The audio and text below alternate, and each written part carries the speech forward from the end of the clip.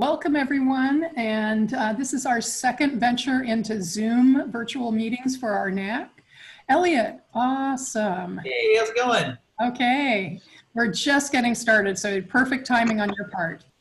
So, and what we'll do is, I don't know if there's any way of determining if we have new folks out there who are joining us, but usually what we do are introductions at the beginning, and I'd like to just start by saying that I've been Jen's partner in crime here for, boy, how long has it been? Maybe 3-4 years. Wow. Wow. And so as a co-chair and as a member of Beaverton Committee for Community Involvement and the Beaverton Arts Commission, and former planning commissioner, really kind of embedded in the city and really find this just very important to get these NACs up and running. And so we're really glad to have Elliot join us from Neighbor Southwest. And so I'm just going to turn over to Jen to introduce herself. Hi, everyone. I am so happy that you are here on this fairly new technology. My name is Jen Fife Adams, and I've lived in Sexton Mountain for, I think, 12 years now. And as Sharon said, she and I have been running the NAC together for the last 3-4 years. In addition to that, I work for the Beaverton School District at ACMA. And I also run a nonprofit called Planting Seeds Community of Beaverton. And I'm a mom and a wife and all that good stuff. And I love living in our area. So happy to have you all here. So Jim, do you want to introduce yourself? Yeah, coming from the Black Hills, that was actually a joke screen that was left up there a couple of weeks that I tried to turn off and I didn't, but yeah, it's been in the NAC with these guys for a couple of years. Been on the Arts Commission. This is my 7th year, and yeah, it's been exciting what Jen and Sharon have been able to do with the NAC, and excited to hear tonight's meeting. I need to hear it because I'm recording it, transcribing it. So speak up so I can hear everything. I don't want to miss any points. Thank you for doing that, Jim. And by the way, happy birthday yesterday. Oh, thank you. Yeah. Mm-hmm. Yay. No, I want to say, anyone who wants to stick around for a minute or two after, I'll show you. We got a new puppy, and I know Raziah especially. I can bring her in. I can't put her on my lap anymore, but I get a look. So. That's awesome. Yeah, a little bonus footage. All right. I thought you were going to share cake.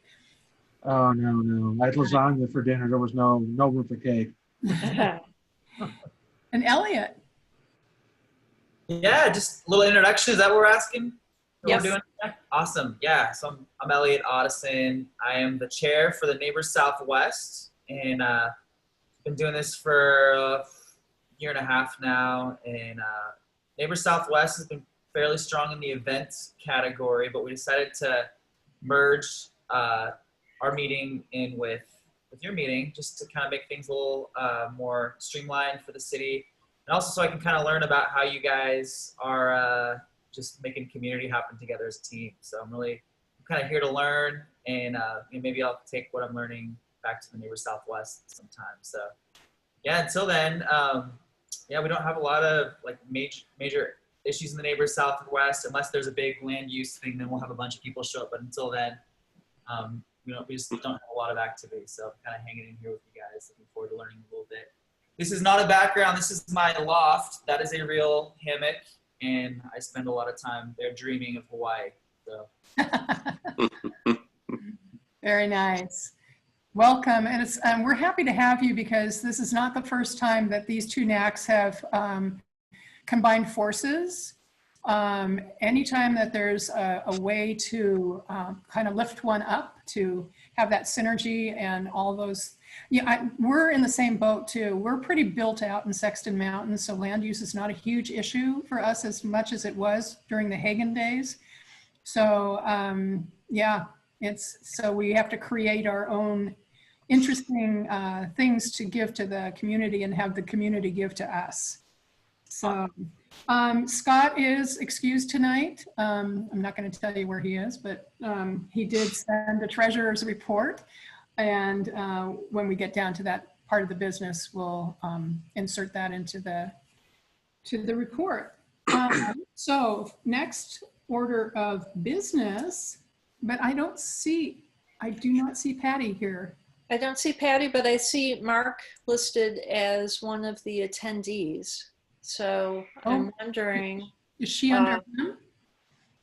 Maybe, I'm wondering if Franziska can. Can you delve into that? Who are you asking about? If we get that. THPRD. Oh, Mark. Yes. Let me promote him to panelist.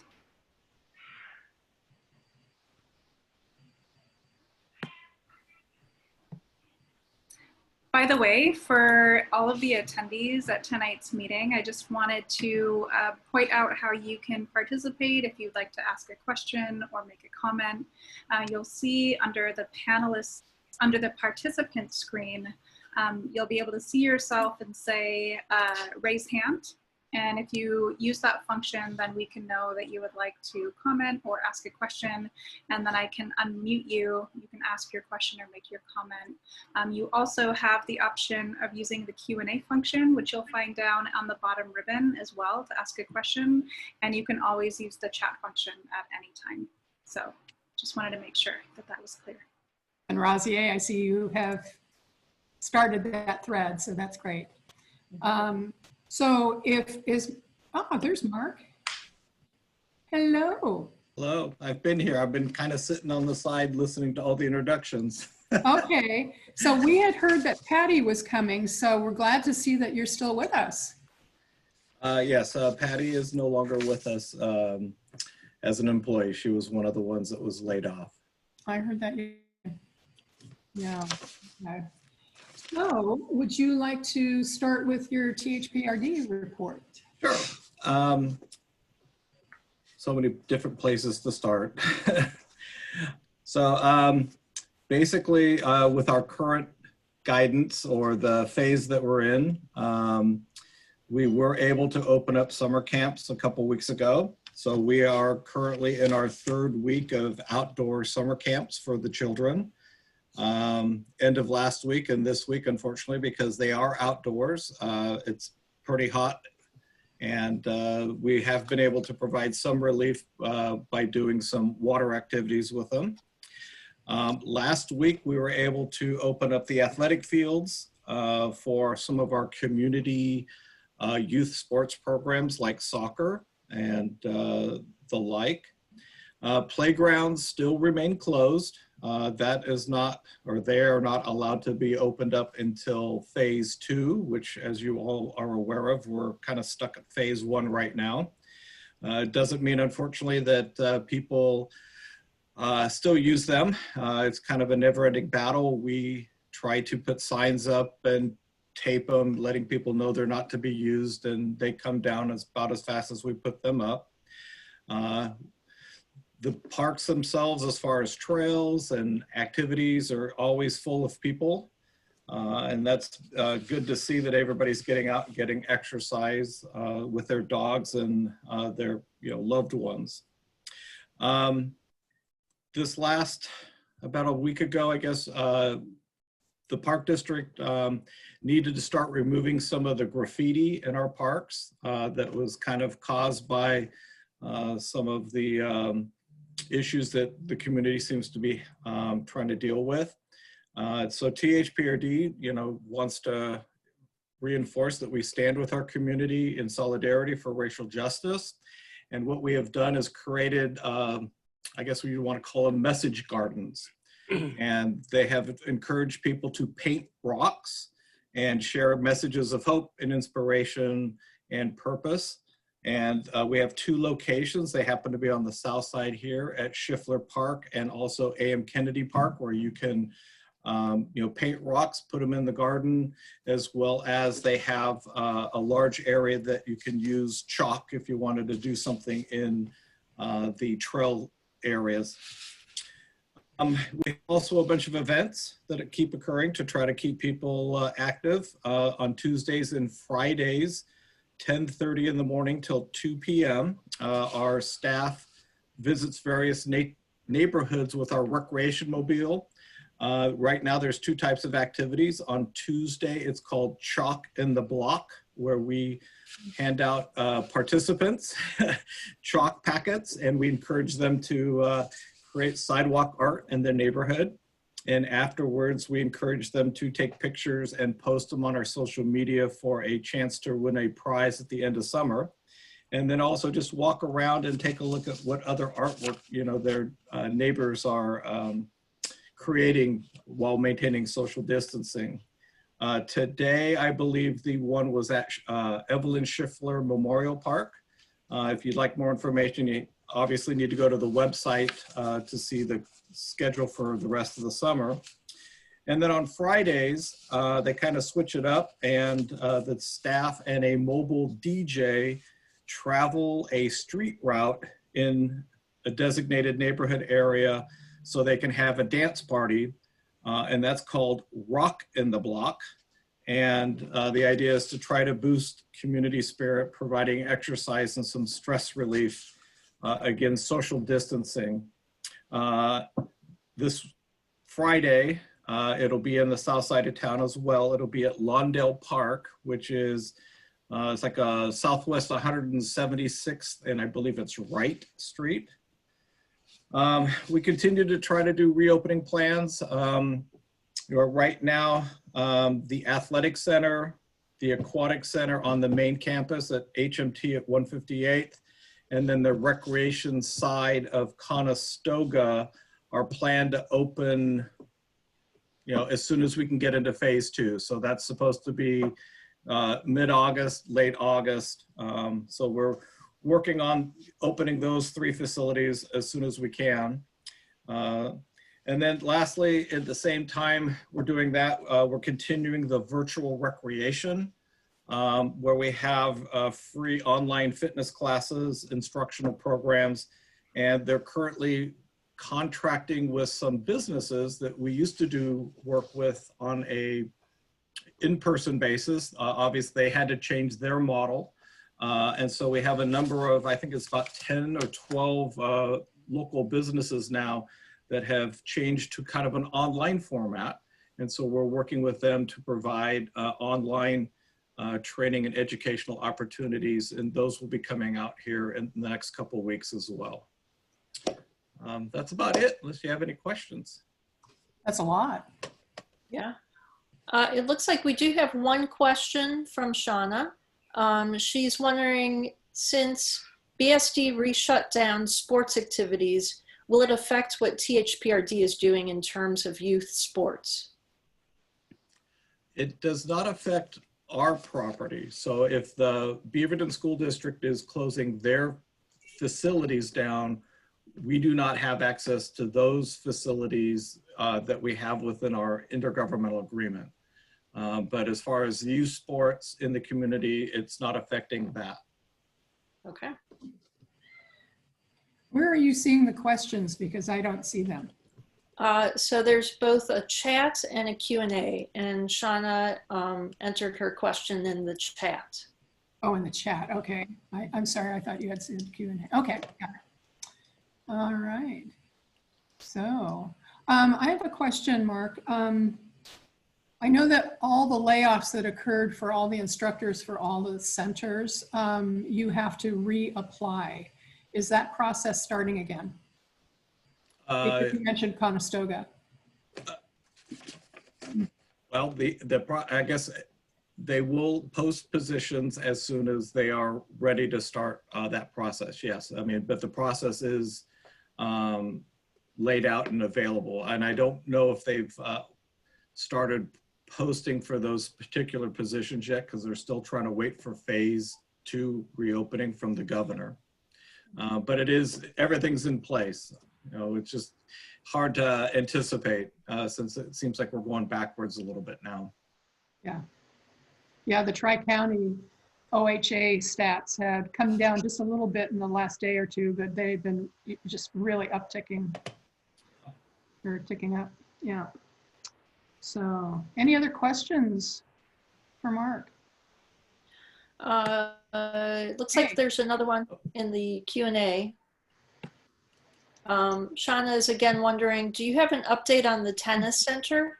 Tennis is ranked as one of the safest activities, but so far we've heard no plans for the tennis center. I'm not familiar with what they're planning to do with the tennis center.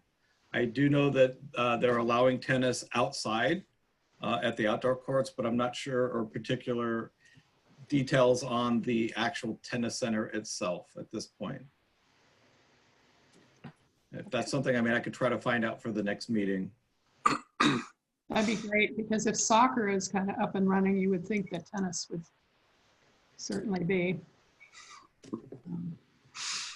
Been watching the Timbers here.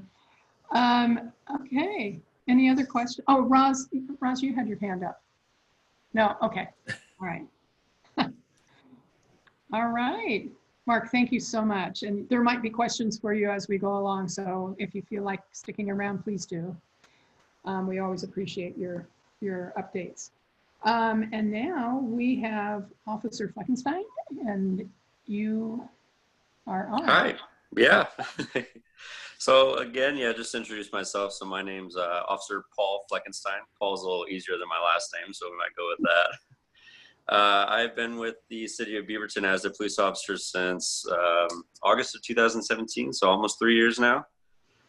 So again, I've been kind of with this Sexton Mountain NAC for just under a year now. At least I've missed a couple of meetings the past recently just due to COVID and kind of recent camping trip me and my wife took.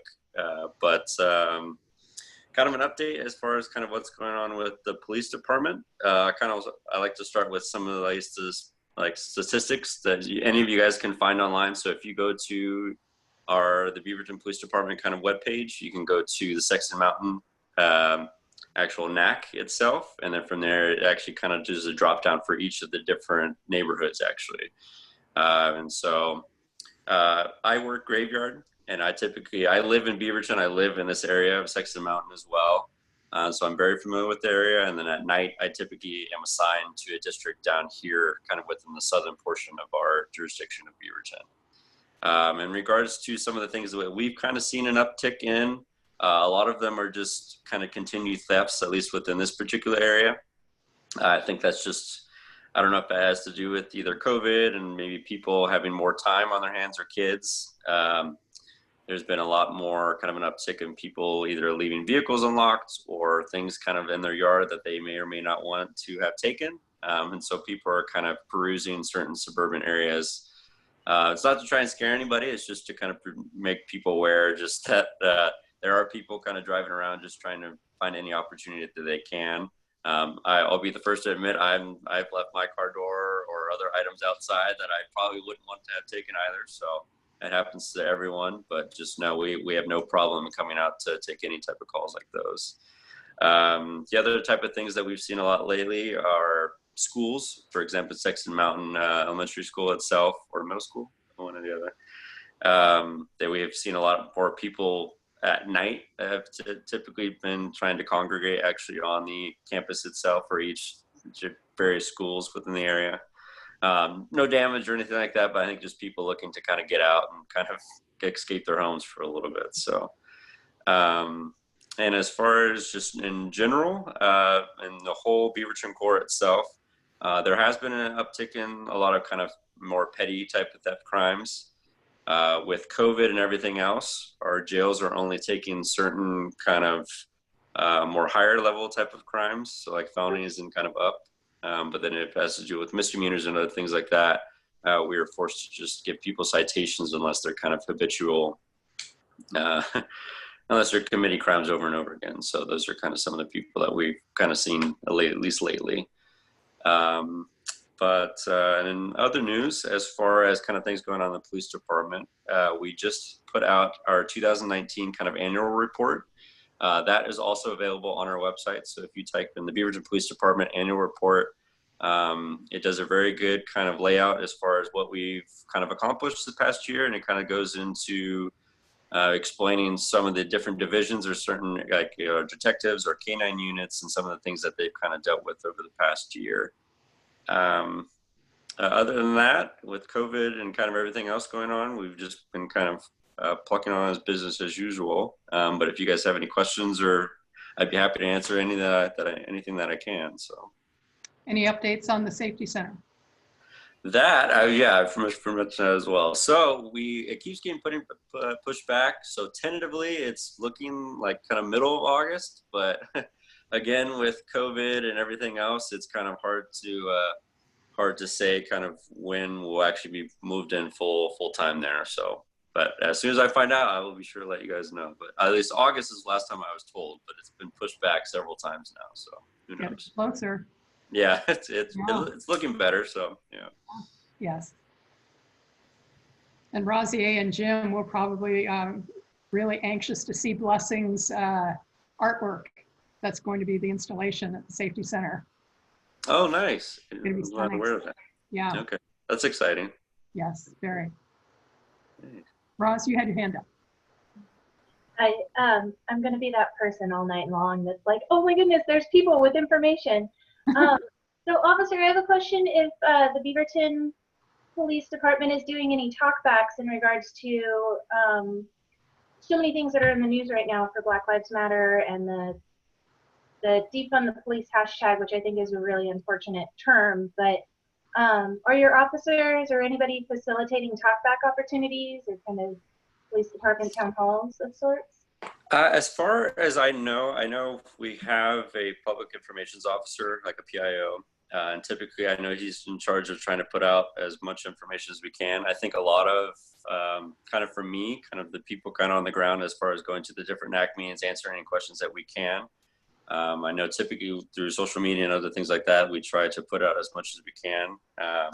Obviously here in Beaverton, we support everyone's right to protest and free speech and everything like that. So, and we're do our best to try and protect that. Obviously, Portland's kind of its own kind of component to that. In Beaverton, we've had a couple of protests. I know, and I work graveyard, so I haven't seen them. But as far as I know, that everything kind of went very smoothly, very peacefully, and that's kind of like what everyone would like to see. So, and I think that's what we all expect. And I'm very grateful to work for the Beaverton Police Department as far as our level of professionalism. And I've worked with many police departments, and I can say granted I'm biased, but again, that's just kind of, but then again, within the media and everything else, it's just, I understand it's a lot to take in right now. And oftentimes people can't or don't particularly trust us at this time, but hopefully I know many of our officers on a day-to-day basis, we try to do our best, and we're trained, I believe, the best at least in the state and around the country, I believe here on the West Coast especially, so.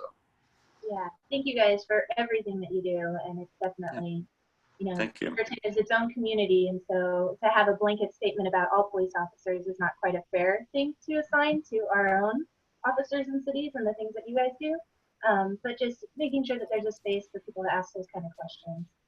No, absolutely. So I just want to jump in here because I actually work in the public engagement division for the city of Beaverton, and I am intimately familiar with the processes that are going on behind the scenes related to this. The one thing that I do want to make note of that's already in motion is at our monthly Human Rights Advisory Committee meeting, the chief is doing a series of delving into a variety of topics each month. And so you can see that on the HRAC website. I'll go ahead and post that in the chat. It's just like this setup. So anybody attending as a public member and non-board member will be on the attendee side. It can, you know, ask questions in the chat, you know, raise their hand to make a comment. But yeah, so the police chief is coming to all of those meetings for the rest of the year to continue to engage in dialogue about, you know, changes to the police website to make it more transparent, more easily searchable, as well as diving into like training. You know, I know that at an upcoming city council meeting, they're going to explore, you know, the conversation around our SROs. So there are things that are in motion. Some things are still kind of being coordinated behind the scenes, but the HRAC meetings are already up and going, and anybody from the public can sit in on those. So Is that also going to extend to, so HRAC, yes, but DAB, are they going to reach out to Diversity Advisory Board? So actually, interestingly enough, under the bylaws for the Human Rights Advisory Commission, one of the areas of that's their scope is actually like police review. And so they were the right home for that conversation, because that's one of the dimensions that they're charged with having input into. But certainly, you know, lots of conversations are happening with DAB. The staff liaison for the Human Rights Advisory Committee also works on the same team as the staff liaison from the Diversity Advisory Board.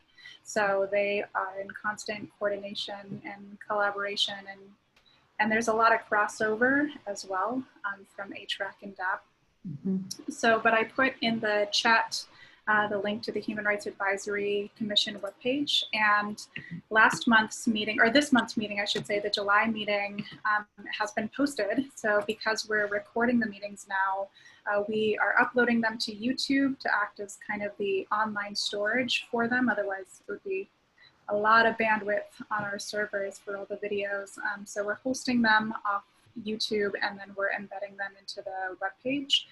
So you'll be able to review previous meetings. So obviously you're just finding out about July's meeting, but you can go back and watch the meeting and, you know, see the discussions that were happening. Okay. And I do believe, yeah, actually it lists the session topics. So it shows, you know, what they were talking about in July. It shows what they'll be talking about in August and September, October, November, December. So what each of those topics are. So if there's a topic that you're particularly interested in the conversation around, you can tune in for that particular meeting, you know, and ask questions and engage with the board and with the police chief as well. But other opportunities are, you know, being discussed and coordinated and decided upon right now. So once we have more information about that, we'll certainly be making that available. Great. I don't see any other questions that are listed in the chat. Any questions from here for Paul? Okay, doing the great work. Well, thank you guys very much for having me. Appreciate it. Well, we appreciate you coming. That's great. And, you know, Franziska, you had the floor. I'm up next. Yeah. Yeah. Yeah, so thanks everyone for being here tonight. Like I said, my name is Franziska Rose. I work for the City of Beaverton in our Public Engagement Division. I'm the Public Involvement Coordinator, and I'm also the staff liaison to this really lovely NAC. And so I just have a few updates from the city for July. So kind of, you know, continuing on what I was discussing earlier. So Beaverton has made a statement in reference to Black Lives Matter and denouncing systemic racism. So they just expanded upon that by saying, Beaverton prides itself on being a diverse and welcoming community. We are listening and working to address heartfelt concerns brought to our attention by community members about systemic racism and calls for equity. We are committed to a path that brings us closer to where we need to be. As a city, Beaverton has invested in policies and programs to help make our work accessible to all community members who call our city home. Beaverton's Diversity, Equity, and Inclusion Plan, first adopted in 2015, was updated in 2019 and is a guiding document for internal and external efforts. The Beaverton City Council passed a resolution denouncing systemic racism, like I just mentioned, at the June 9th City Council meeting. The resolution announces the city's promise to support nonviolent protests and dismantle longstanding actions that harm people of color, as well as a commitment to eliminate racism in city structures and practices. In addition, Mayor Denny Doyle signed the My Brother's Keeper Alliance pledge led by former President Obama and committed to review city policies, seek community input, communicate findings, and reform our community's police abuse force policies. Community engagement conversation sessions are being planned. For more information and next steps, visit beavertonoregon.gov/beheard. And I'll be sure to put that in the chat, the links that I reference as well for everybody. So city buildings, so obviously Washington County remains in phase 1 reopening, and city buildings will continue to provide most services remotely and keep buildings closed to the public for in-person visits and business through at least Sunday, July 19th. And actually that has since been updated to Sunday, August 16th, I believe it is. I'll double check that. So some services such as the library and Beaverton Municipal Court may begin limited in-person visits sooner with distancing and other safeguards. City services remain available for remote business by phone or online, including housing and business resources, mediation and culturally specific services, building permits and applications, utility billing, and more. Library programs, city events and meetings, and other activities are happening virtually. In addition, Beaverton City Library has launched BCL to Go, a contactless curbside pickup service at the main library. 5 days a week, library card holders can make an appointment at beavertonlibrary.gov/BCL to Go to pick up current holds that are in held status, as well as up to 3 book bundles for kids geared toward a specific reading level or interest. Book drops at the main library and the Maurice Shoals branch are open to receive returns. Materials are quarantined for 72 hours before getting checked in, so it may take several days before patrons see returned items off their account. Fines are not being charged for materials returned past their due date. Access to computers by appointment for a limited number of people at the main library is planned to begin in early July. Face coverings will be required for all library visitors. For more information regarding library resources and services, visit beavertonlibrary.org. And Beaverton Municipal Court will begin to reopen in a very limited capacity, specifically for criminal arraignments or specific instances where defendants are unable to use technology to access remote hearing options. To ensure the safety of both court users and staff, the courtroom setting has undergone an update to add floor markings for appropriate distancing, rearranged furniture, added plexiglass barriers, and will offer face coverings. For more information, please visit beavertonoregon.gov/court or call 503-526-2290. And for the latest on city services and closures, visit beavertonoregon.gov/coronavirus. And let me just check here regarding the date currently that we are set to reopen. Yeah, it's through August 16th, the closure will remain, and that's because of the rising cases and just assessing the situation as it keeps developing. As we all know, it is constantly changing. So if anybody has any questions, I'm happy to answer them. And like I said, I will put those links that I mentioned in the chat here. Franziska, you mentioned and more. Does that include passports? I believe it does, actually. Let me take a look here. I do believe that that is one that is available by appointment. Okay, I'm just thinking in terms of the Real ID and the passports in the meantime. Yeah, so Real ID has actually been postponed a year. So the due date for having Real ID is not until, I think it's October 2021. Okay. And the other question was, you mentioned that the computers by appointment only will start in early July. So has that happened or is that pushed? Let me take a look here. For people who need that kind of connection. Yeah, I know that the library website always has the most up-to-date information.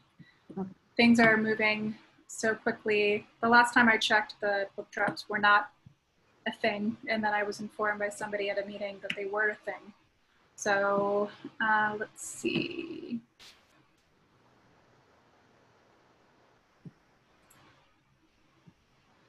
Does anybody have any other questions?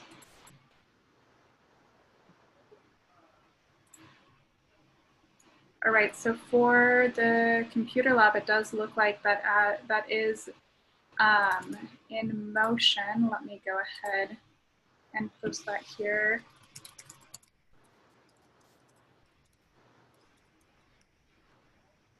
So that is the link for that.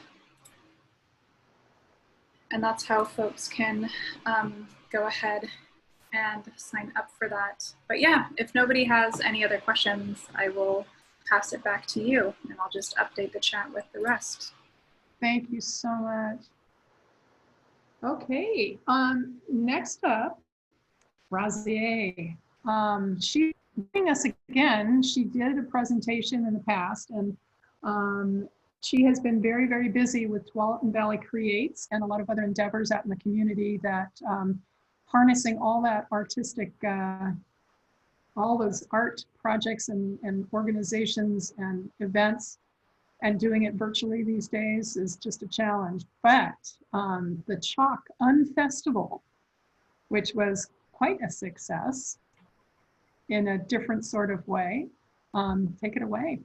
Yeah. So I'm Raziah Roushan. I am the community member that shows up at all these meetings to tell you about art events and art activities and just all the creative outlets that you can see here in Beaverton and especially in our Tualatin Valley. So I'm here to tell everybody about two different aspects. One is the organization 2D40, which is an independent nonprofit arts organization that coordinates the annual La Strada di Pastelli, which is a chalk art festival. And then the other is to tell you about Tualatin Valley Creates, which is the leading art service organization for Washington County as a whole. So I think on Sharon's lead, let me tell you about the Chalk Art Festival first. And if I can cram this in quick enough, then we can share a video. So 2D40 started La Strada di Pastelli last year as an annual chalk art festival. And last year, with the support of many of Beaverton's NAC organizations, the city itself, the Regional Arts and Culture Council, and over 65 community cash sponsors, we held a 2-day event up at Cedar Hills Crossing in for all of our Beavertonians who remember Sunset Bowling Lane. We occupied the old parking lot area of it and attracted 7,300 attendees. It included a number of people on a large stage and an incredible dance studio that's off of Hillsdale Highway that completely stopped the whole show. The whole festival just kind of went quiet and migrated toward the stage as the dance studio took over the space.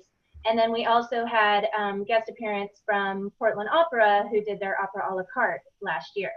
So as we were ramping up for this year to hold the event, come March, the notice of COVID-19 and the state closing down and not having a date to know when we can, like by August, will we be able to hold our large event. I and our incredible team of volunteers, including James, who's here on the call and one of your board members for the NAC, determined that it wasn't safe to hold a physical event again, but that we didn't want to lose the opportunity to help provide commissions to artists, to help keep our sponsors engaged, and then we had other funding mechanisms that were already in place for this year's festival. So we coordinated an Unfestival. And this is a video montage in which we commissioned 4 local professional chalk artists to work on 8-foot by 8-foot drawings in the empty parking lot over at Cedar Hills Crossing where the theater is. So on that side, it had already been unoccupied for quite a while. And the mall has been our venue sponsor for quite a long time. And I don't know if you know, but they do a lot of original artwork over at the mall. And so when I said, can I use your parking lot to bring in artists and a drone and just try and create some kind of format of living and experiencing chalk art, going from basically a sketch on asphalt to this fully rendered image in really bright pigments that ultimately then gets washed off, in a few hours after that, the mall manager said, yeah, of course. So the Unfestival video, we have a couple of different lengths. One is a very short, about 20-second length that we share on social media for 2D4D. And I'll copy and repaste the link in the chat so everybody's got it right there. And then we have a 2.5-minute video that has a little bit more of the progress of the artists as they're working from blank asphalt into fully rendered. And then simultaneously to coordinating the chalk artists to be there and to make sure that there's enough space between them and everybody's wearing their mask. We also did a public call for submissions, and we asked the community, Beaverton community and the surrounding metro areas, to send in photos of the chalk art that they were doing in their driveway. And so what I love about what THPRD is doing with the chalk kit that they're delivering is that our community members were already doing that, like early on. And once they got stuck at home and the schools closed, everybody busted out the cheap little grocery store chalks. So we wanted to piggyback on that, and that is something that was so important about our large festival, is that we have a large kids activity area where the kids get to come and they color their own 2-foot by 2-foot images. So when we as an organization asked the community to submit photos, we were in a way trying to recreate that experience. Color, play, share with a public audience. So the longest video that we have is a little over 8 minutes, and it includes those submissions from the community and those photos.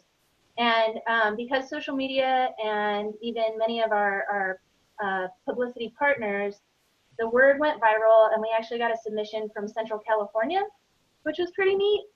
So that's also in our longer video. So hopefully I crammed this little update in quickly enough, and maybe we could share the longer one. But the other little tidbit I want to share with you about 2D, 4D as well is that beyond not being able to have our physical event this year, we're already planning for, fingers crossed, our physical event for summer 2021. And we're working with the city's art program to hopefully hold it in front of the new Patricia Research Center for the Arts. That's right there, just putting distance from City Hall. We're already working with many of our sponsors that can help get us lifted back off the ground for our next summer event. And then what we also did this year, because we were able to do so much more remotely, is we collaborated with THPRD for advising on what kind of chalks are great for the kids and accessible and affordable. We also collaborated with the city of Hillsborough. I don't know if everybody's seen some of the chalk activities that they're doing. I think they're Celebrate Hillsborough that happened this last weekend.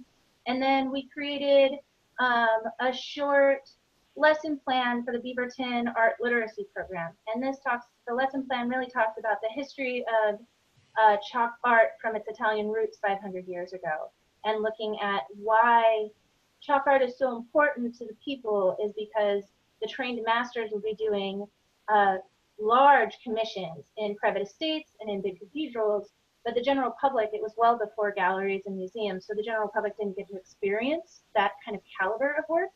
And so those visual artists would then recreate what they were being paid to do. They would recreate out on the cobblestone streets, so they were truly bringing the art to the people. And that's why these chalk festivals are so important today, is because we're constantly bringing the art and the creative process to the people. And so the Unfestival video is very much about experiencing that, seeing the ground go from nothing into something that is completely rendered. So Franziska, what do you think? Do I have enough time to share the long one? Do you think that our attendees have the attention span for it? Well, it is not my meeting, so I will defer to the folks running the agenda. Because we have Bill yet to give his presentation, and then we have some NAC business after that, taking up a formal request on a land use, or not new land use. What you thinking, Jen? What do you think about maybe just the shorter one, so they can get a little teaser? The middle one? Yeah, I think the middle one would be great. Okay. And I'll keep our Tualatin Valley Create update brief too.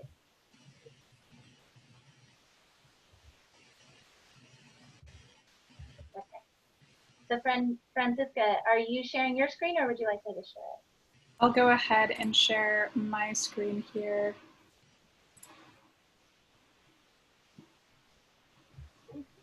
Let's see.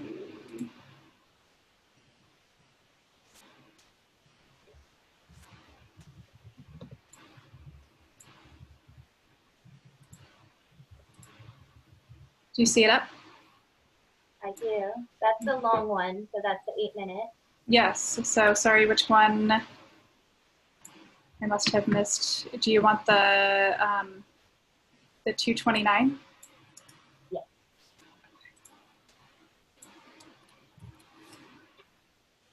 Apologies.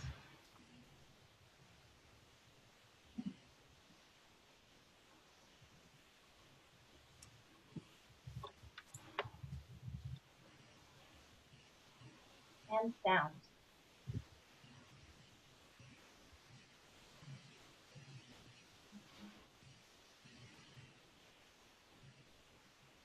Yeah. So to all our participants and attendees listening in, so the artist that that we were able to commission were Brittany Resch, Morgan Miller, Susan Charnquest, and then Shelley Fagan and myself did a square together so that we completed 4 squares altogether. And then part of the fundraising that we were able to successfully achieve this year also paid for the videographer to be able to do the work. And that's one of the missions of 2D40 is making sure that we're compensating artists and creatives at an industry standard.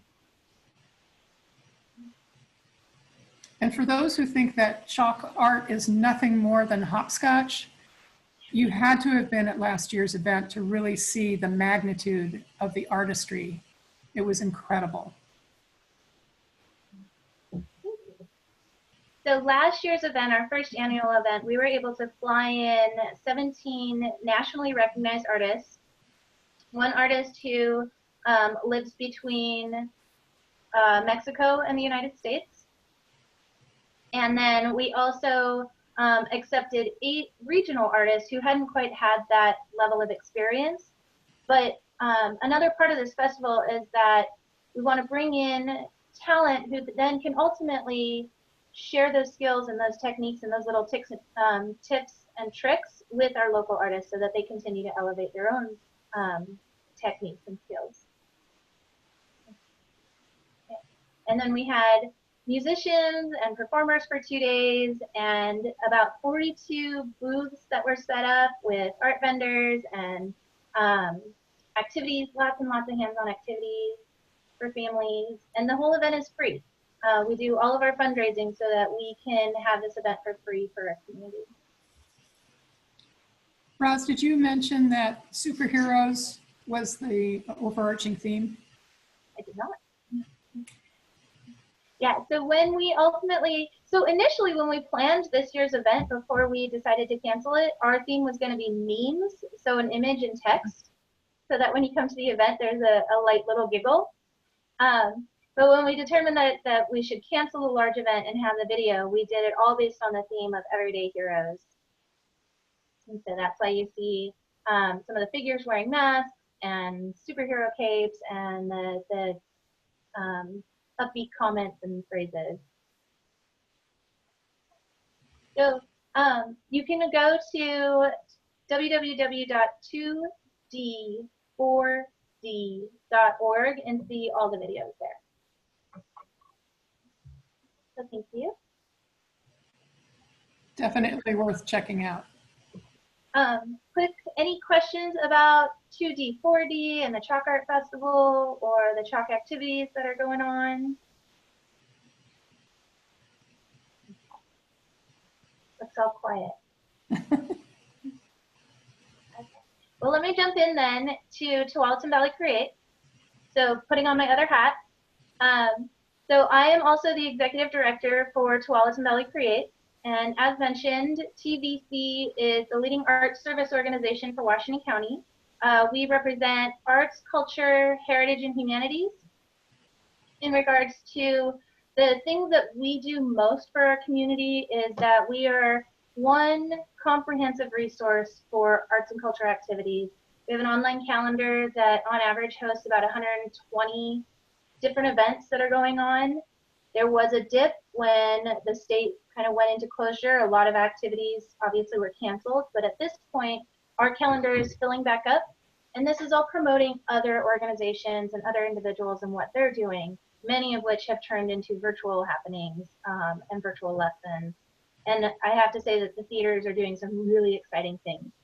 The other thing that Tualatin Valley Creates does is we do workshops in the economic fallout, I would say, for our creative sector.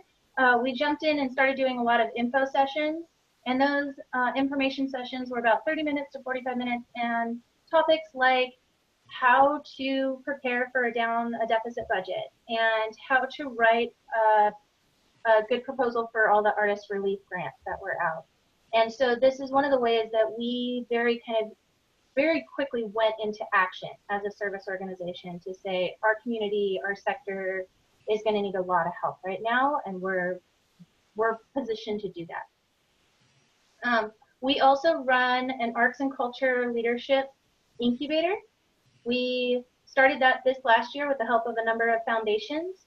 We just launched we're looking for a coordinator. This is a one-year contract, so if you know anybody who likes to coordinate educational programs, we've got that online. The incubator itself is really designed for mid-career business leaders, arts and culture business leaders, whether it's their own as an entrepreneur or whether they're an arts administrator. And we just closed an RFP for 4 new public art installations.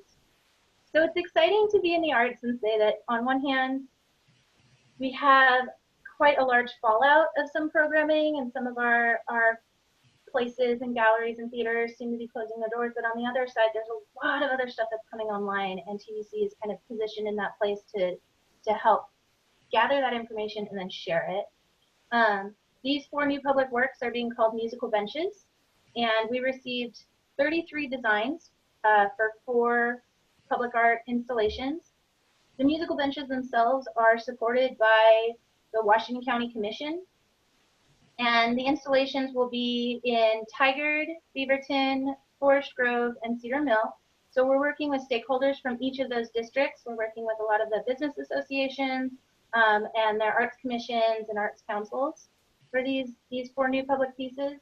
And we hope to have them installed around the community late September, early October. It just kind of depends on some of the artists. Their fabrication studios are a little bit slower right now because they don't have the full staff. The other thing that we're doing for Tualatin Valley Creates is we are listening right now. So we've done a lot of surveys asking the community what's important to you in the arts right now, whether you're an artist or an arts administrator or a parent who is looking for after-school art programs, and just finding out how TVC can help fill some of those gaps or how to bridge the people who do those things with the people who need those things. We're also working a lot with regional partners like the Regional Arts and Culture Council, the Oregon Cultural Trust, the Oregon Arts Commission. We work with a lot of the kind of state level agencies to advocate to make sure that while all this money is coming in from the federal level to the state level, to the regional level, to the city level, that it's also being allocated towards the arts, artists and culture and history and humanities as well. And then I want to invite everybody to follow Tualatin Valley Creates on social media. We have a really active social media, and it links to things like people who are doing garage band jam sessions.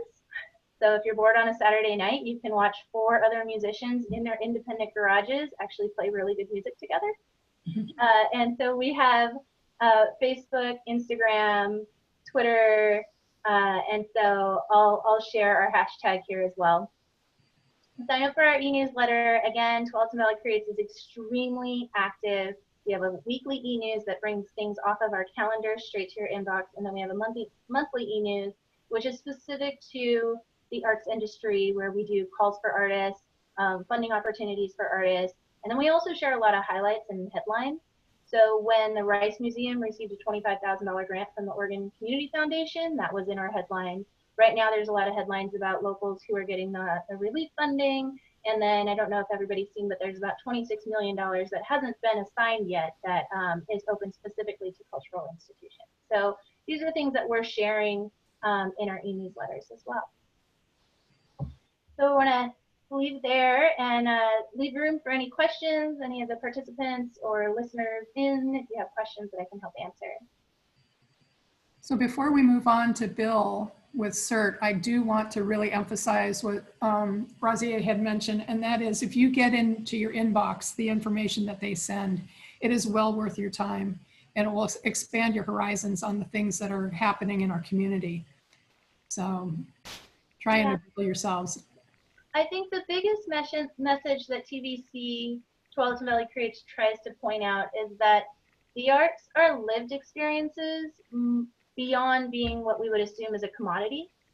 So just like the Chalk Art Festival and the chalk kits coming to your neighborhood and the mobile DJ, these are all arts lived experiences. And this is especially what makes Beaverton so special. When we look at the Patricia Research Center for the Arts that's coming in, and the 10 Tiny Dances, and the Pride Parade, and I mean, We have so many amazing things in our city, and that's what TVC is trying to re-message, is that the arts aren't just a painting on a wall that's 10 feet away from you. It's the things that you're doing in your own driveway. Experiences. Hey, Raz, we have a quick question from Shauna. She's wondering if you can speak a bit more on what theaters are doing. She knows several teenagers feeling a distinct lack of connection to theater, and there doesn't seem to be much out there for them right now. Yes, yes. So, for example, Bag and Baggage, Northwest Children's Theater, and I think Broadway Rose are all doing online performances. So in a small portion, they're still ticketed, but they become kind of extra packages. So for example, Northwest Children's Theater did Dr. Seussical the Musical. I don't know. Yeah, we got some nods. And so what they did, because it was a virtual production, is they went beyond that and actually packaged like Dr. Seuss recipes that came to the patron when you got a ticket, costume packages that got mailed to you, little interviews with the actors while they were still in their costumes. So some of our local theaters are doing online productions where the performers are in their respective houses.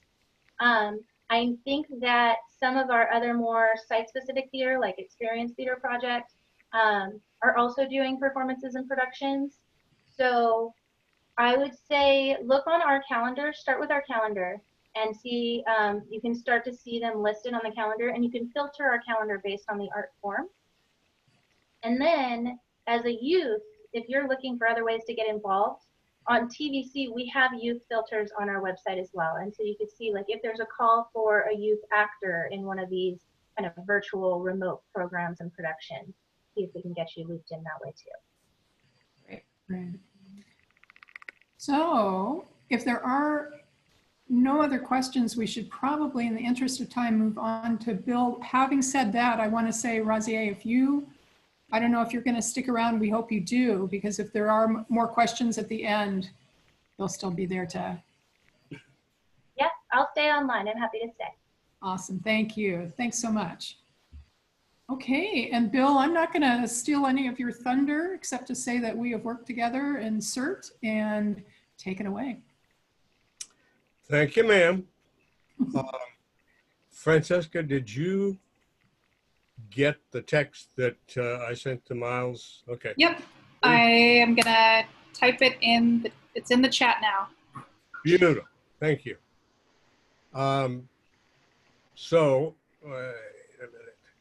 Turn that off. I am going to see if we can actually make this work. This is kind of an exciting new possibility for me. Okay.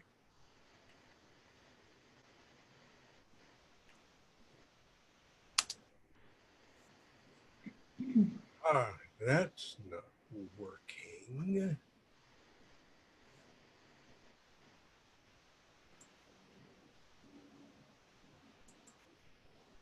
There we go. I'm Bill Blair, and I am the Geo Team leader with Beaverton CERT. And if you are not sure what CERT is, there we go. It's the Community Emergency Response Team. Confidence. The confidence that should a situation arise, that you have the capabilities to react to that situation. It's really empowering to know that you're what's going to be there first, you're what's going to comfort the people. Our volunteers are made up of really everyone. They are some of the most amazing people that you'll ever meet. They're all different, and they all want to be part of our CERT program for many different reasons. Everybody brings a skill.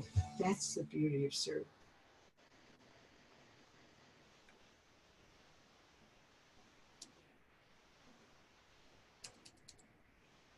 CERT was actually a concept that was developed and implemented by a Los Angeles City Fire Department.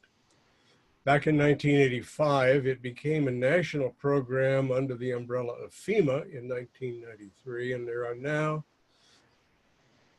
something like 2,700 local CERT programs including many with tribal nations and U.S. territories in all 50 states.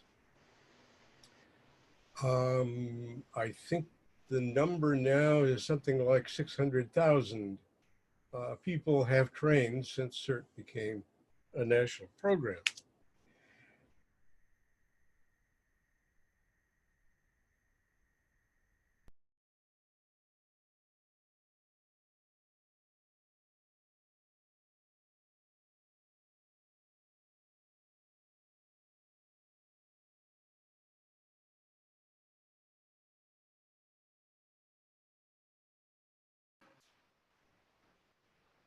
Bill? Bill, did you freeze? Did we lose him?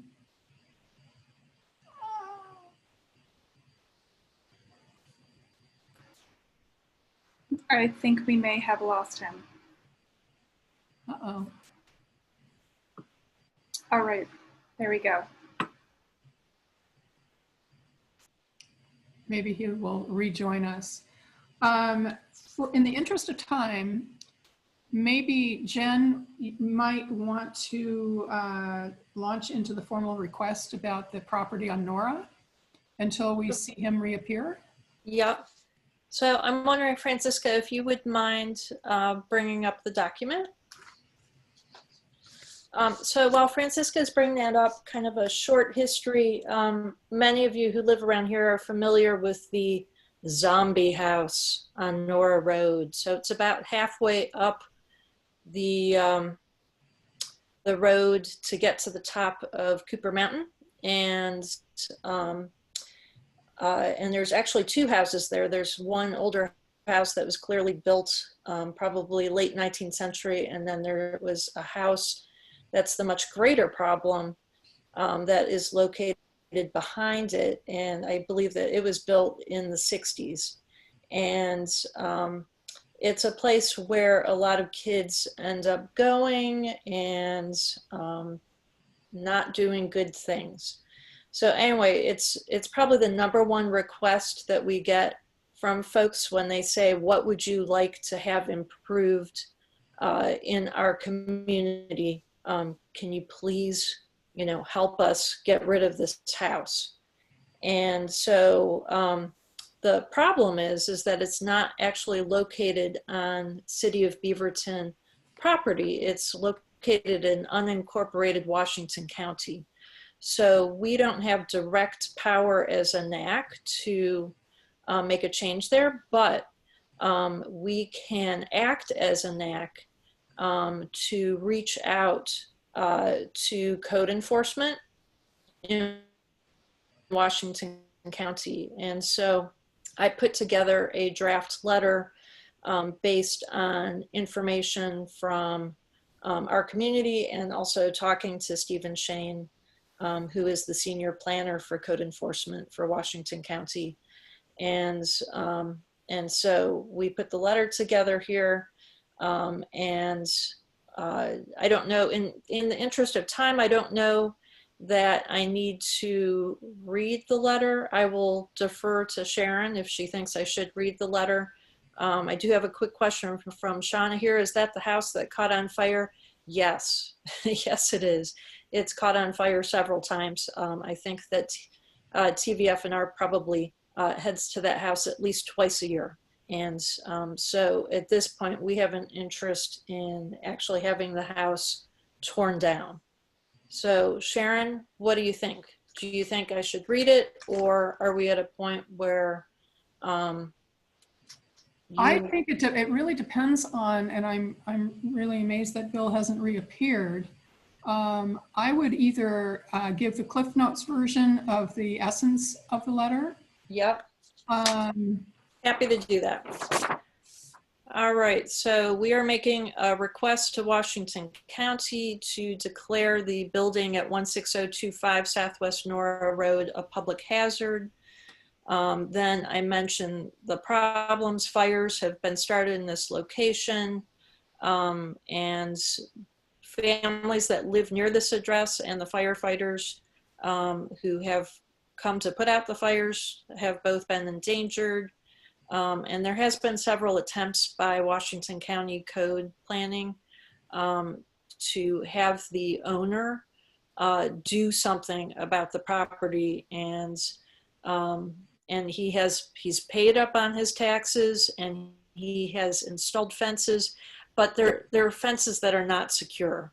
So, you know, my kids are walking right now. They could walk by that fence and just easily go over it because that fence is torn down all the time. So just saying, we're affected by these hazards. We're concerned about the danger, the blight, the fire danger, and environmental concern because of possible drug waste that's left behind and any other waste that's left behind. So our request is that we'd like to see these buildings condemned, dismantled, and removed. We know that this is a rare move. In fact, in our conversation with Stephen Shane, he says that in the whole time that he's been working for the county, that move has never been taken. But he said that if we make this formal request, that we actually have a much greater chance of actually having that affected. So, you know, in support, we would be willing to either submit a letter or talk to the Washington County Board of Directors just in further support of this action. So, and then just wrapping it up and asking, don't hesitate to contact us. And becoming part of the record. Yes. Yes. So, Sharon, you are chairing the meeting today. What steps do you say that we take next? We do have a quorum. We do. And we could call for a vote if somebody makes a motion to then submit this formal request. So I'd like to make a motion that we submit this formal request to Washington County. Do I hear a second? Second. Okay. Is there any discussion? Well, I would just like to make note that there's a couple of questions in the Q&A from folks. Okay, so I did answer Shauna's question. This is the house. Consequences of having the building deemed a hazard. Did you see that, Jen? I did. Disappeared. So if it's deemed a hazard, then it is more likely that the county can take the move to ask the owner to dismantle the house. If he does not agree to make that, does not agree to remove the house, then the county, if they have declared it a hazard, then can eventually, once all legal things, moves have been made, then they can have the house torn down.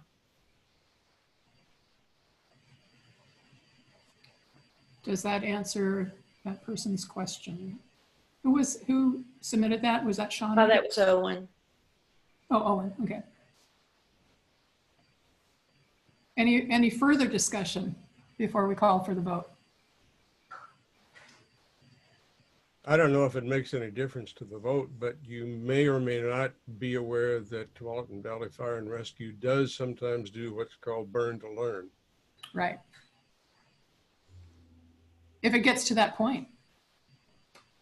Well, the owner's got to say okay, and if the county's the owner, then they can say okay. Mm-hmm. But that's a very good point.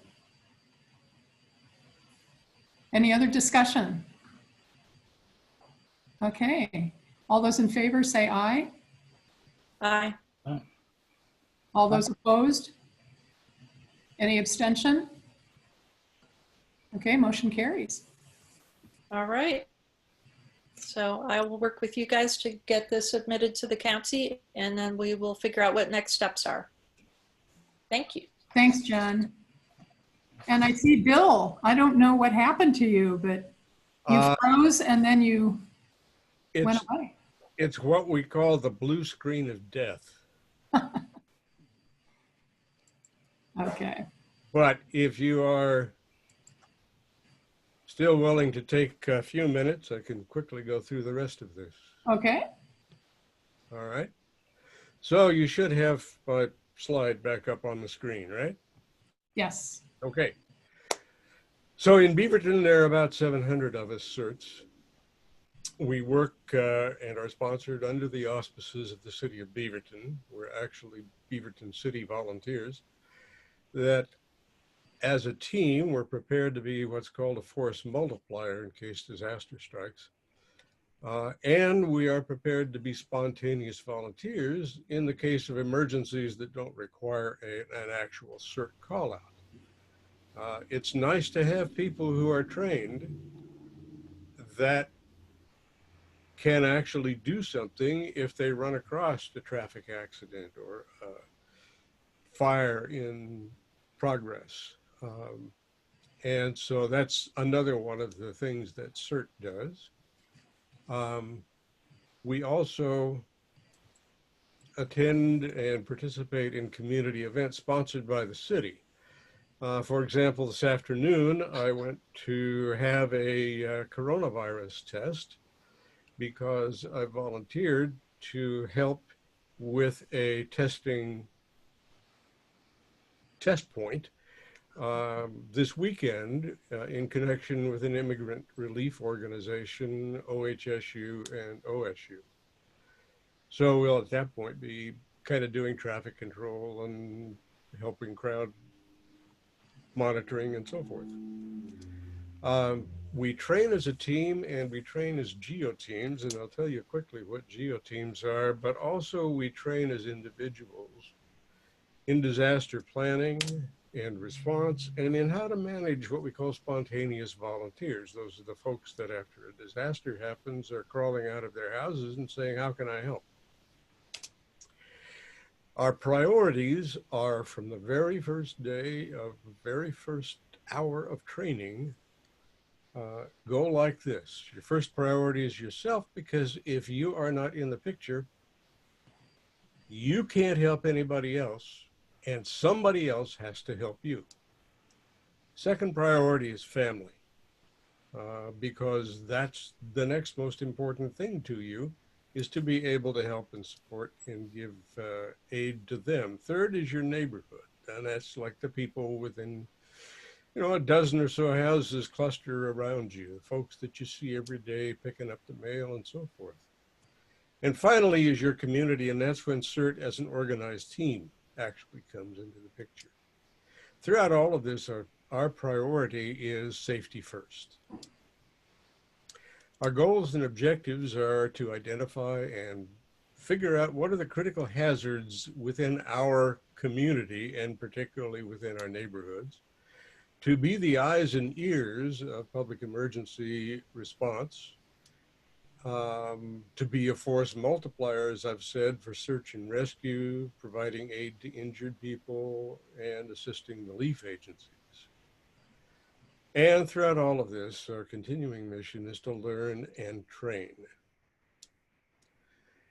Back in 1908, Lord Baden-Powell created the Boy Scouts and gave them the motto, be prepared.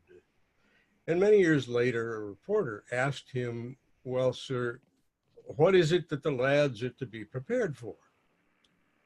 And his answer was very simple, for any old thing. So the kinds of things that preparedness involves are primarily mental. Being trained and confident and ready for 2 weeks of self-sufficiency during an emergency. You can read the other things up there, and it's having a plan for yourself, family, neighborhood, and community. And it's knowing your neighbors. Map Your Neighborhood is not a CERT program as such, but it is a very important component of the total Beaverton preparedness and readiness concept. And finally, having the right stuff. So I mentioned Geoteams. Beaverton is sorted out into 7 Geoteams: orange, green, red, yellow, blue, and teal. And if you were counting, that's only 6. There's a gray Geoteam that's so small it doesn't even show up on this map. The teal Geo team is probably about the third, maybe tied for third largest in geographic area, but it spreads all the way from Washington Square down to Town Flat Road. And it includes the second or third biggest high school in Oregon, as well as Southridge High. The colored areas, blue and teal, are the Sexton Mountain neighborhood, and about 2/3 of Sexton Mountain neighborhood is within Team Teal, and the northerly third or so is within Team Blue. All of Neighbors Southwest is within Teal. I talked about training. The basic training doesn't cost you a thing other than your time. It involves 32 hours, 4 hours, one night a week for 7 weeks, plus a 4-hour final exercise on a Saturday morning. It covers disaster preparedness, fire safety, disaster medical, light search and rescue, and disaster psychology.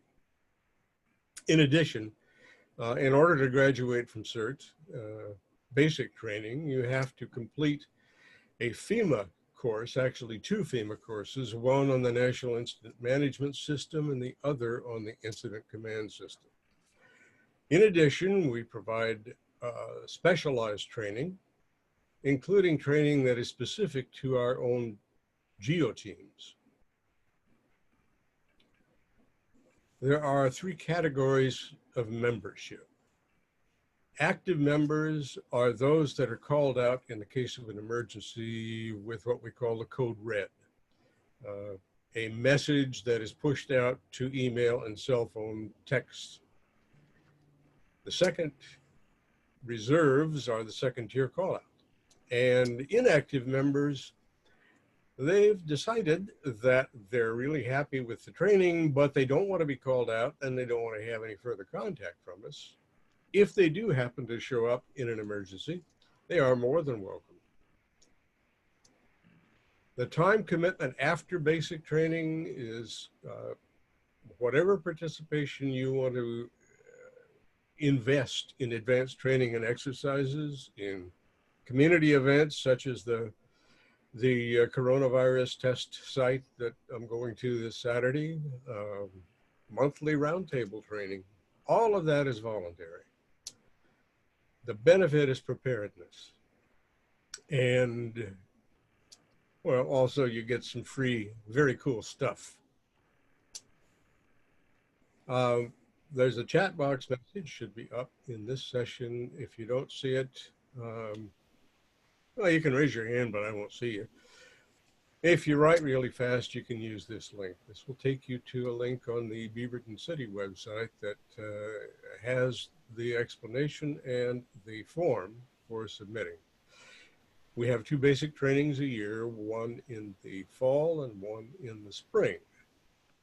We were unable to do the spring training this year and are still working to see how and if we're going to be able to do the fall training. So with that, are there any questions?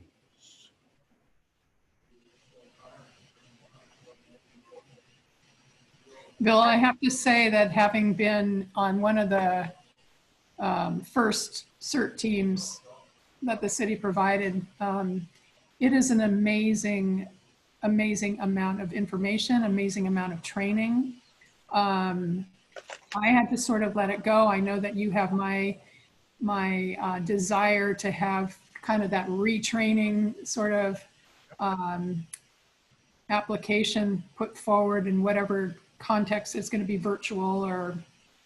The training is invaluable. This it is the basic training manual. I mean, that's a pretty thick tome, and that's, you know, the foundation for 32 hours of training that includes hands-on things like lifting a 2,000-pound block of reinforced concrete. That's right. to get a victim out from under. Yeah. So just to, oh, Raziah. So, Bill, question. Yes. Is there an age minimum to it? And then if somebody becomes certified for the city of Beaverton, do they then have other legal liabilities if they respond to an emergency? Okay, 2 questions, 2 answers. Yeah. The first was, tell me again. Is there an age minimum? Do they have to be a There certain is an age. You must be over the age of 18 years. CERT applicants must pass a criminal background check, and they must complete the basic training, and they must complete the FEMA training.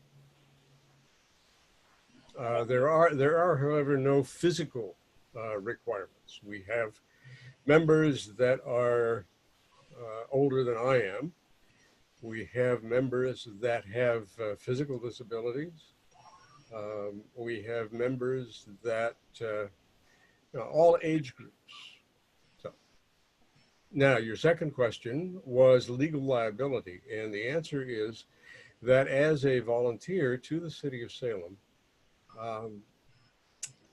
I don't want to get overly complicated. I'm a retired lawyer, and if you get me talking about the law, I'll get overly complicated. But the answer is, A, you're covered by Beaverton's insurance.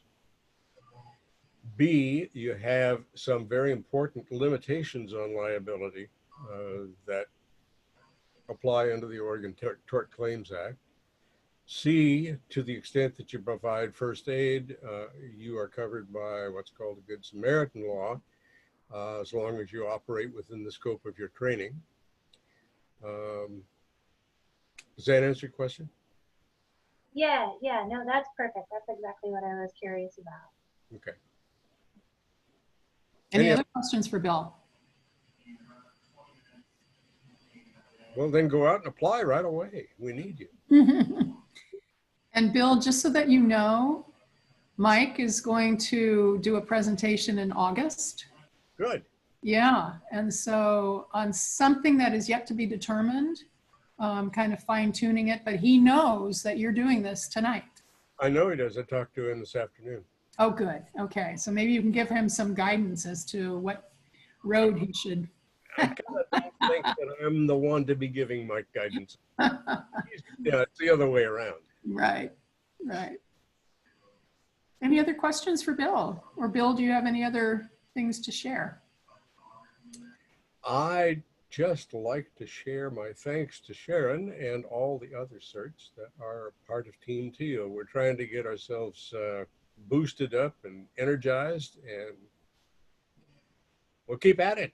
You know, one thing I thought of, Bill, was now for lack of remembering the term, the schools, the places that are going to be identified around the community for, do you want to, I'm sorry? Rally points. Rally points. And if this group here thinks of anything that we might not have thought of, as far as, you know, shopping centers, schools, parking lots, for those rally points, you might talk a tiny bit about that and what they do, what they're meant to be. Sure. For training exercises, as well as in an actual disaster, when CERT is called out, we don't just sort of self-activate and do whatever we think is good. We have an obligation to show up at rally points. Rally points right now are public schools within the Team Teal area, but there are not enough of them. And some of them may not be accessible. So that's kind of what Sharon, I think, was getting at, is that we need to have more rally points. Just today, I got, do I have it upside down? No. I got this map that has little dots on it that shows where Teal active and reserve members are located. when a call out happens, we realize that you're not going to drop everything and come running. First thing you're going to do is take care of yourself. The next thing you're going to do is take care of your family. And then you're going to go out on your front porch and think, what's going on in the neighborhood? How can I help my neighbors? When you've taken care of all that, whether you've had a CERT call out or not, you're going to kind of assume this is a big disaster and CERT might need me. And so you will get yourself to a rally point. Well, that may be days or even weeks after a major event. The rally point is not the place where everybody shows up and clusters together immediately. It's the place where you can go and get information about how to check yourself in and get instructions or assignments about what to do and where to go. In the meantime, there should be some automatic protocols that you would follow as soon as you get. Nothing we do is alone. It's always as either a buddy system or a multi-person team. And there are some things that we can be doing that will be valuable. Things like being the eyes and ears. Is the Bonneville power line down? Is there a flood at that lake by the whatever the heck the shopping center is at Murray and Shoals Ferry? Are there bridges out? Is there major traffic issues? And those kind of things, if you have the ability to communicate, you can report in. But in the meantime, as to active doing things, we wait at a rally point. If there's nobody there, there's a sign that says come back at 3 o'clock tomorrow afternoon. So Bill, oh, sorry. Go ahead. I was just thinking in terms of this audience here, thinking in terms of our neighborhood, Neighbor Southwest and Sexton Mountain, if anybody has any ideas around rally points that may or may not have even been thought of, for example, some churches around the area, in addition to the schools. We did a little bit of brainstorming at the Roundtable the other night, and weigh in. I mean, get in touch with Bill and let him know, A, if you want to become involved in CERT, B, if you know of any rally points that, and it doesn't matter if they've already been thought of, you know, put them forward, push them forward. And in terms of rally points, think of places that you can get to if you can't get there by car. Because in an earthquake, we may have transportation major disruptions. Right. Right. Any other questions for Bill? I'm so glad you came back to us. Yeah. I'm worried there. Technology is always fun, right? It's a different kind of disaster. So, well, to wrap things up here, we have one more NAC business piece, and that is that the minutes need to be approved. And I would like to get a motion to approve the minutes. Did you read the minutes? So I will make that motion if the minutes are amended. There are 2 typos on the June minutes. Okay. I just emailed Jim with it in case we ran out of time, but on the bottom of page 1,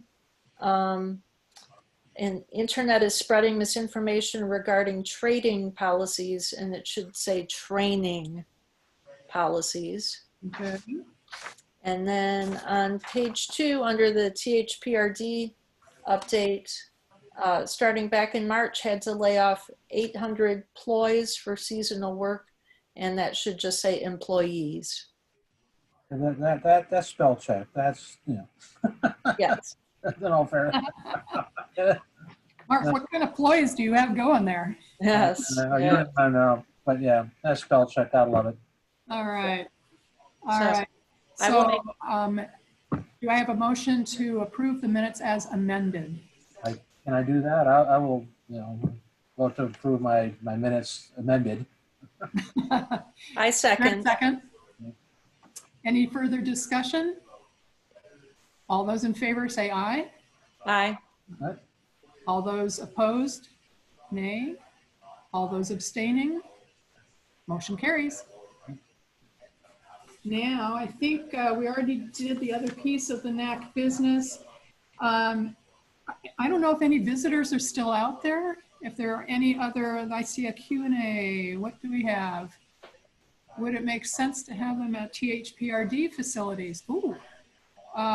Mark, thoughts on that? These are the rally points.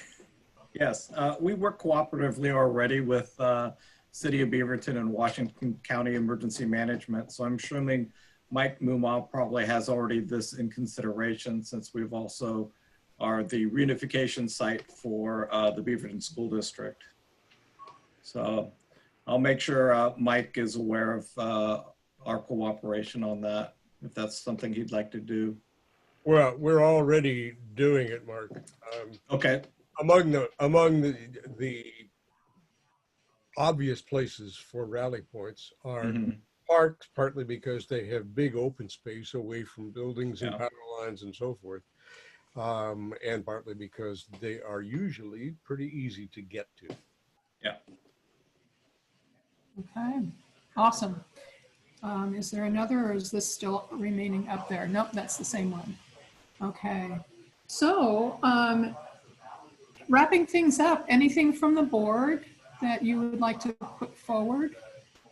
Future considerations for other topics from anybody, including our guests who are, I don't see ya, I don't know who's there. We have 3 attendees at this point. Is that 3 that have remained throughout the entire? Yes, they have. Okay. We appreciate you. Thank you for participating. All right. Well, is there anything else? I make a motion. Well, can I make a motion to adjourn? You can. I did. You're the chair, just do it. Yep. Thank you. Thanks, everyone. All right. Thanks, everyone. Great seeing you all. Have a great night. All right. Bye. Bye.